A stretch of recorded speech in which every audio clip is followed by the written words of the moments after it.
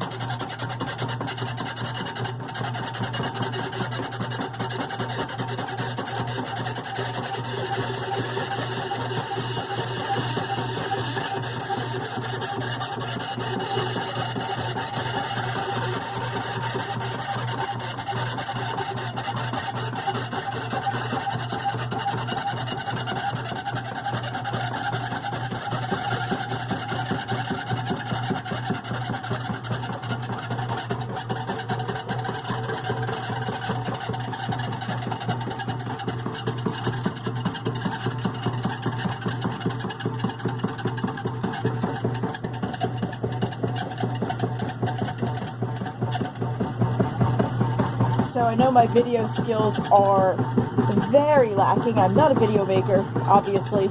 I appreciate if anybody has any kind of comments, whether good, bad, whatever, indifferent. I know YouTube can be brutal on video makers, but just looking for some help. Appreciate any advice. Typically the noise will clear out after the first few minutes, and like I said, sometimes it will come on the second agitation cycle, sometimes it doesn't. Thank you very much.